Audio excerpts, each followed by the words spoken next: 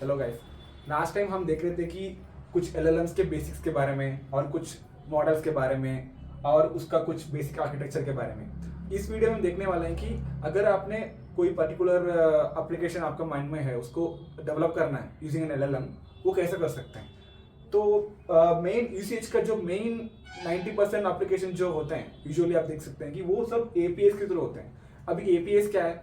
APS मतलब कि जो मॉडल्स हैं, जैसे कि आप ओपन ए का चैट जीपीटी हो गया या कोई लामा का हो गया, ये सब मॉडल्स को आप लोकली चलाना थोड़ा मुश्किल होता है। लोकली चलाना इन द सेंस आपकी जो कंप्यूटर है ना, उसमें वो मॉडल चलना नॉट ऑलवेज ट्रू। कभी कभी चलता है, कभी कभी नहीं भी चल सकता है, क्योंकि उसका जो हार्डवेयर रिक्वायरमेंट्स होते हैं ना, वो ज़्यादा होते हैं। तो उसको अवॉइड करने के लिए जो कंपनीज ने क्या करा, उन्होंने अपने मॉडल्स को अपने ही सर्वर में रख दिए और आपको एक यूआरएल दे दिए। यूआरएल मतलब एक लिंक दे दिए।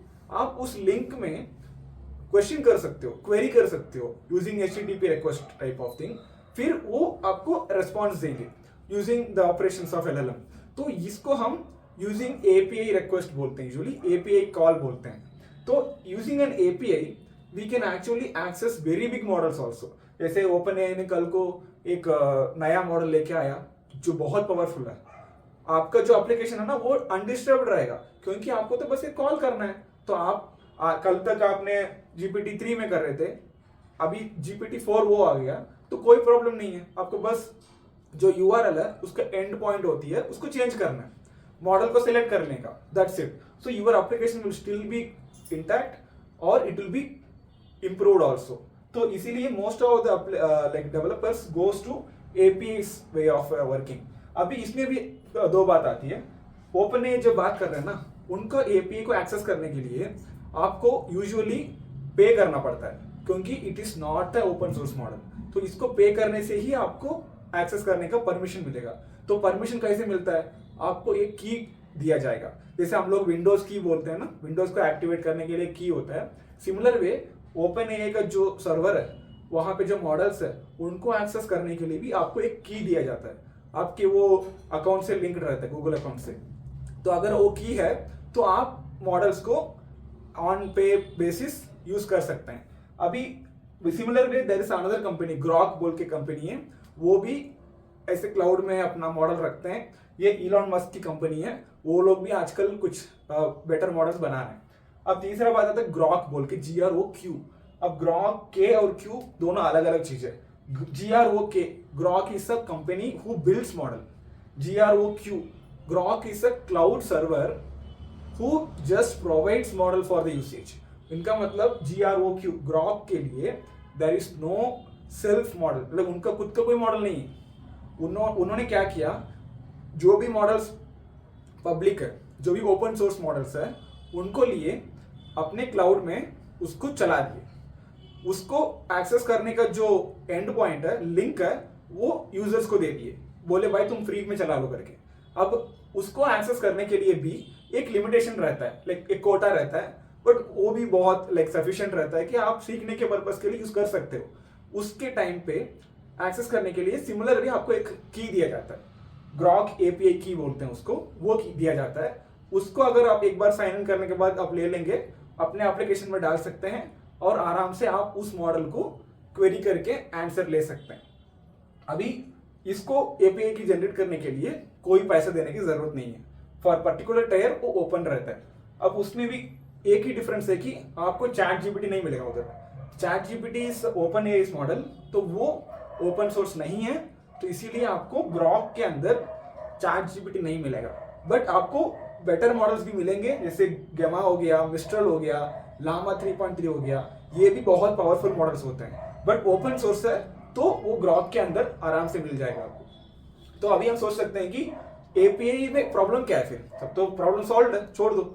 इशू है अगर आपने कोई एप्लीकेशन बना रहे हो जो कॉन्फिडेंशियल है, तो आपको थोड़ा सोचना पड़ जाता है कि यार मेरा डेटा को कहीं पे मैं भेज रहा हूँ, फिर वो आंसर मुझे दे रहा है, तो वो जो जा रहा है बाहर, क्या पता उसका मिसयूज हो जाए। तो डेटा सिक्योरिटी की वजह से usually most of the companies में ऐसा एपीएस यूज करना प्रॉब्लम रहता है। They don't allow you to use such APIs. तो उस केस में हम क्या कर सकते हैं? उस केस में क्या कर सकते हैं कि हम एक मॉडल को लोकली होस्ट कर सकते हैं। लोकली होस्ट मतलब अपने ही कंप्यूटर में या अपने ही सर्वर में, कोई वर्क स्टेशन में आप उस मॉडल को चला सकते हो।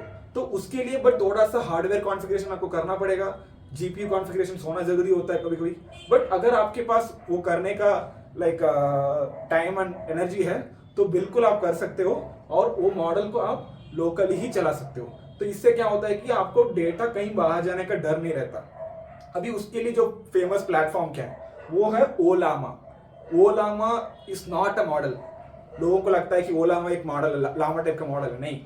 ओलामा is a provider who helps you run the model in your computer. Ollama के अंदर बहुत सारे मॉडल्स अवेलेबल है, आपको मिल जाएगा, वेब में देखेंगे तो मिल जाएगा उनकी साइट में। उस मॉडल्स को डाउनलोड करके ओलामा सर्वर के अंदर लोकल होस्ट में आप चला सकते हो, क्वेरी रेस्पॉन्स भी बना सकते हो। तो उसको हम ओलामा सर्वर बोलते हैं। उसके अंदर के जो मॉडल्स है ना, उसमें आपको same way open source models मिल जाएंगे। लामा मिल जाएगा, डीप सीक मिल जाएगा, फाई मिल जाएगा। तो आपके कंप्यूटर के कॉन्फ़िगरेशन के हिसाब से आप कोई भी साइज का मॉडल ले सकते हो। अभी इधर बात आता है जो मैंने पहले एक्सप्लेन किया था। जैसे आप मान लीजिए कि आप अपने कंप्यूटर में चलाना चाहते हो, लामा 3.3 70 बिलियन पैरामीटर चलाना चाहते हो। अब प्रॉब्लम है कि 70 बिलियन पैरामीटर मतलब उसमें इतना वेट्स है, उसको इन्फ्रेंस में चलाने के लिए, मतलब सिंपल क्वेश्चन आंसर करने के लिए बहुत टाइम लगेगा। आपके कंप्यूटर में पहली बात है कि वो सपोर्ट नहीं करेगी। अगर चली भी जाएगी ना, उसको बहुत टाइम लगेगा कि उसका रेस्पॉन्स को लेने में 5-6 मिनट तक लग सकता है। तो फिर तो कोई एप्लीकेशन बनना मुश्किल हो जाता है। तो फॉर दैट सेक ओनली, जैसे मैंने प्रीवियसली बात किया था, कोई भी मॉडल का वेट जाना जरूरी है। तो अगर आपको लोकली रखना है ना, तो फिर आपको 7 बिलियन पैरामीटर के ऊपर जाना प्रॉब्लम, मतलब अच्छा नहीं होता। अगर जाना भी है तो फिर आपको हार्डवेयर एक्सीलरेटर यूज करना पड़ेगा। फॉर एग्जांपल कोई एनवीडिया का जीपीयू लगाना पड़ेगा, तो फिर जाके आपका मॉडल विथ प्रॉपर स्पीड चल सकता है। तो बस ये लिमिटेशन है। अभी आते हैं कि जैसे हमारे पास दो तरीका पता चला, एक होता है एपीआई से, दूसरा होता है लोकली होस्टेड। अभी हम देखते हैं कि कोई भी ऐप डेवलपमेंट करने के लिए और क्या चीजें लगता है। ये तो बस क्वेरी रेस्पॉन्स है, हाई भेजा तो आंसर आया। बट अगर आपको कुछ कॉम्प्लेक्स करना है, जैसे मैंने किताब दिया, उसके अंदर से मुझे पढ़ के मुझे आंसर बताओ, मुझे उसके बारे में कुछ इंफॉर्मेशन बताओ, ऐसा कुछ एप्लीकेशन बनाने के लिए आपको क्या क्या फ्रेमवर्क्स लगते हैं, मतलब क्या क्या कोडिंग में लगता है। क्योंकि आफ्टर सर्टेन पॉइंट आपको कोडिंग करना स्टार्ट करना पड़ता है। तो कोडिंग में क्या क्या चीजें लगता है, तो 90% of the things are all done in Python right now. So more developers है, कम्युनिटीज है, सब लोग पाइथन में ही आजकल डेवलप कर रहे हैं ऐसा फ्रेमवर्क्स। तो उस पर हम देखते हैं कि मेजरली जो एप्लीकेशन बनता है उसको हम ए एजेंट्स बोलते हैं। ए एजेंट मतलब क्या है, एक एप्लीकेशन है जो पर्टिकुलर टास्क को कंप्लीट कर देगा। एक पर्टिकुलर टास्क के अंदर बहुत सारे सब टास्क भी होंगे, बट वो देख लेगा, वो आपको टेंशन नहीं करने का, आपको बस क्वेश्चन पूछने का। वो सारा सब टास्क को कैलकुलेट करके कंप्लीट करके आपको आंसर दे देगा। इस चीज को हम ए एजेंट बोलते हैं। Chat GPT is not an agent, क्योंकि चैट जीपीटी को क्वेश्चन पूछेंगे वो बस आंसर देगा। अगर आप बोलेंगे कि यार तुम मेरे लिए एक अपॉइंटमेंट बुक कर दो, चैट जीपीटी बोलेगा मैं कैसे करूं, मुझे कुछ पता ही नहीं कैसे करना है। बट अगर आपने एक एजेंट बनाया जो आपके लिए कुछ अपॉइंटमेंट बुकिंग का कुछ टूल्स को यूज करके वो कर सकता है, तो फिर वो आपका इंस्ट्रक्शन को लेके वो सारा स्टेप्स फॉलो करके अपॉइंटमेंट बुक करके आपको आंसर भी देगा। Closest example is Alexa type का, but Alexa is not a very powerful agent, but you can just relate it to. आप उससे रिमाइंडर सेट करा सकते हैं, कोई लाइक पर्टिकुलर टास्क अकम्प्लिश करने के लिए बोल सकते हैं, सॉन्ग प्ले करेगा तो कर देगा। तो it's like an intelligent system supported with some tools. तो उसको हम ए एजेंट्स बोलते हैं। तो हम भी इधर बना सकते हैं a agents with any of the models available. अभी उसको करने के लिए जो फ्रेमवर्क है, जो पाइथन लाइब्रेरीज बोलते हैं ना, फ्रेमवर्क है ना, उसको हम 3 कैटेगरी में देख सकते हैं। एक है लैंगचेन। लैंगचेन मतलब इट्स अ पाइथन फ्रेमवर्क जिसमें आप कोई भी एलएलएम को लेके मल्टीपल अदर टूल्स को भी जोड़ सकते हो। एलएलएम में तो बस क्वेश्चन आंसर जाएगा। अदर टूल्स क्या है, अगर आपको मान लीजिए कुछ कैलकुलेटर का कुछ टूल आपके पास, वो ऐड कर सकते हो। आपको मान लीजिए कुछ पर्टिकुलर अपॉइंटमेंट बुकिंग का कुछ फंक्शंस है, उसको ऐड कर सकते हो। तो ऐसा एकदम आप मिला सकते हो, सब ऐड करके एक चेन बना सकते हो। तो इसको हम बोलते हैं कि लैंग्वेज चेन। तो उसको लैंग चेन करके बाद में वो किया गया। तो वो जो लैंग चेन फ्रेमवर्क है वो बहुत पावरफुल है, आजकल इंडस्ट्रियली इट्स ऑल्सो अडेप्टेड। तो उसी उनका ही एक और फ्रेमवर्क है लैंग ग्राफ बोल के। तो लैंग ग्राफ क्या है कि लैंग चेन का ही एडवांस्ड वर्जन है। मतलब लैंग चेन में आप सीरियल जॉब्स कर सकते हो, जो भी एकदम एक सिंगल फ्लो में है। तो अगर आपको कॉम्प्लेक्स वर्क फ्लो अकम्प्लिश करना है जिसमें एजेंट के अंदर मल्टीपल कॉल्स होंगे, मल्टीपल लाइक वो कुछ आंसर देगा, खुद ही चेक करेगा कि वो आंसर ठीक है कि नहीं, ऐसा मल्टीपल टाइम करते करते फाइनली जब उसको लग रहा है कि आंसर ठीक है तभी आपको देगा। तो ऐसा कुछ बनाना है ना, तो उस टाइम पे LangGraph framework is much better, क्योंकि उस पे उसके अकॉर्डिंगली टूल्स एंड लाइब्रेरीज दिए गए हैं। फिर एक और फ्रेमवर्क आता है लामा इंडेक्स बोल के। Llama index is also similar to LangChain. So ये तीनों फ्रेमवर्क यूज करके आप अपना ए बेस्ड एप्लीकेशंस आराम से बना सकते हैं। तो अभी उसमें वन ऑफ द फेमस आप सुने होंगे रैग बोल के, एजेंटिक रैग बोल के। रैग माने क्या? Retrieval augmented generation. मतलब फॉर एग्जांपल मैंने प्रीवियस एक एग्जांपल दिया था, एक किताब है, उसके अंदर से आपको एक क्वेश्चन आंसर के लिए कुछ बॉट बनाना है। आप बोल रहे हो, पूछ रहे हो कि न्यूटन सेकंड लॉ के बारे में बताओ।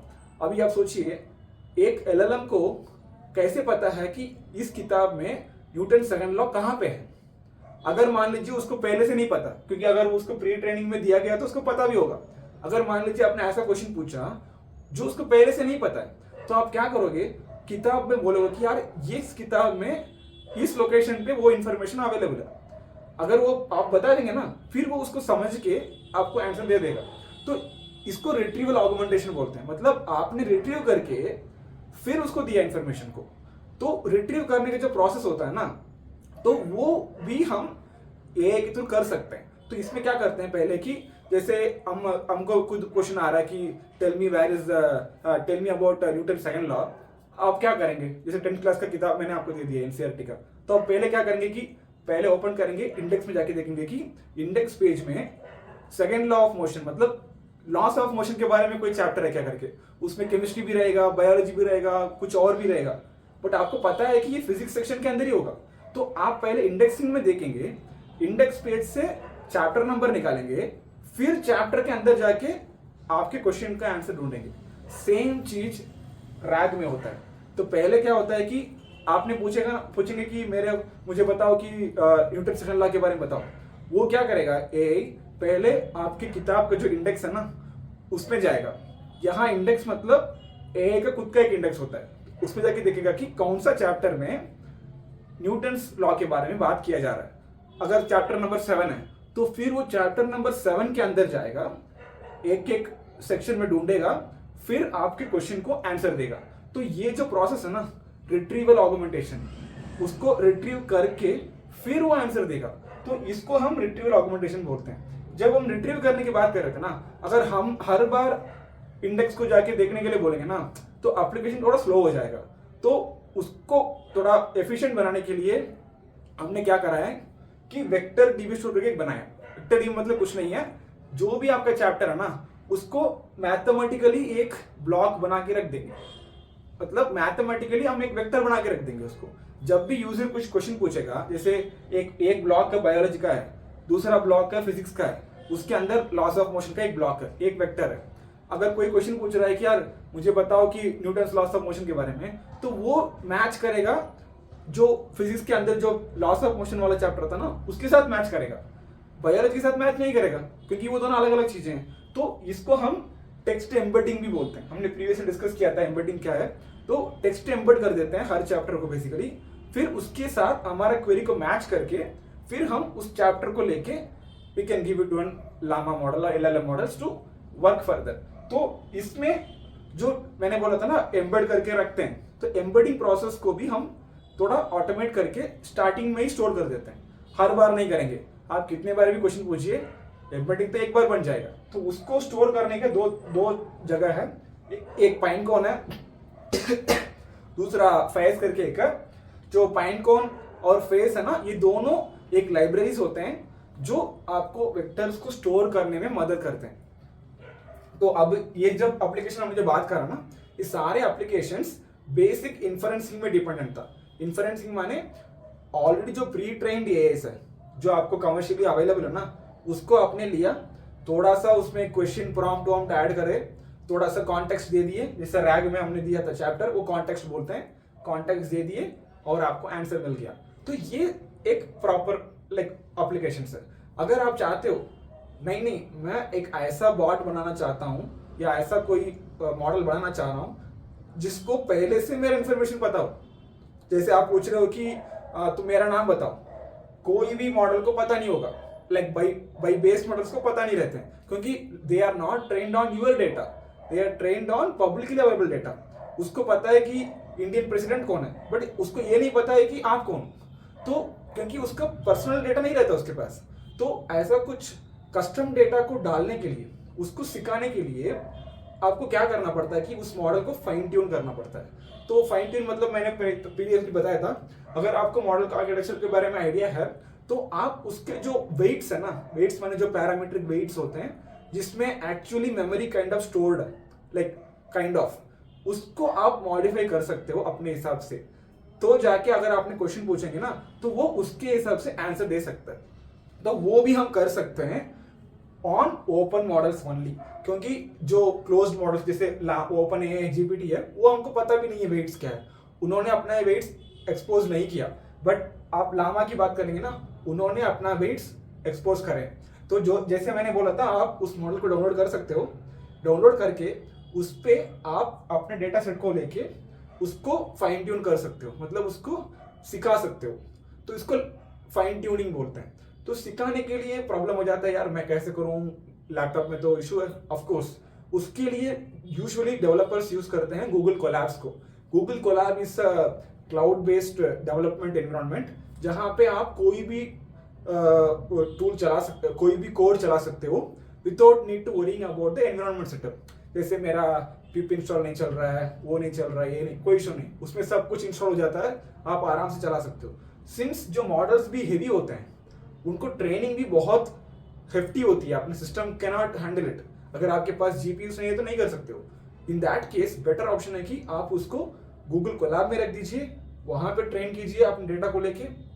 वंस ट्रेन होने के बाद उस मॉडल को आप डाउनलोड कर लीजिए, फिर एज यूजुअल एज बिफोर आप उसके ऊपर एप्लीकेशन बना सकते हैं। तो जो भी रॉ मॉडल्स है उसको बेस मॉडल बोलते हैं, जो आपने जो फाइन ट्यून किया उसको फाइन ट्यून्ड मॉडल बोलते हैं। अब बात आती है, चलो ठीक है, बट अब ये मॉडल मुझे कहाँ मिलेगा, मैं कैसे उसको लेके फाइन ट्यून करूं? तो उसका जो हब है जहां पे ये सारा मॉडल्स रखा रहता है उसको बोलते हैं हगिंग फेस। तो hugging face is kind of you can say like an GitHub for AI, जहां पे आपको सारा मॉडल्स के बारे में इंफॉर्मेशन मिल जाएंगे, मॉडल्स खुद मिल जाएंगे।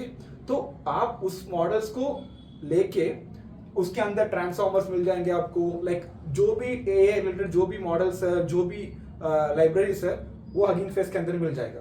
अगर आप मॉडल को फाइन ट्यून करने के लिए कोशिश कर रहे हो तो I would prefer hugging face. जो भी ओपन सोर्स मॉडल्स है आप डाउनलोड कर सकते हो, हगिंग फेस के लाइब्रेरी के थ्रू ही आप उसको फाइन ट्यून कर सकते हो।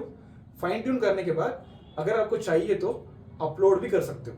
इट्स लाइक वर्जन 1 जो बेस मॉडल है, आप खुद बना के वर्जन 2 बना के भी डाल सकते हो, हगिंग फेस में ही रख सकते हो उसको। It's like GitHub only, you can just check in. तो currently there are many models which are open source available in Hugging Face, like जो लाइक मेजर प्लेयर्स है, जो लामा है, बर्ट है, तो ये सारे कमर्शियली भी यूज होते हैं। लोग इनको लेके फाइन ट्यून करके अपने खुद के ऑफिस में, खुद के इंडस्ट्रीज में काम यूज करते हैं। तो सो हगिंग फेस का ये रोल है। तो आई थिंक हमने ओवरऑल कवर किया सारे topics. Hope this video was very helpful. अगर आपको कोई डाउट्स है या पर्टिकुलर टॉपिक में थोड़ा डिटेल डिस्कशन चाहिए तो आप कमेंट बॉक्स में मेंशन कर सकते हो। Let's get one step ahead. Bye.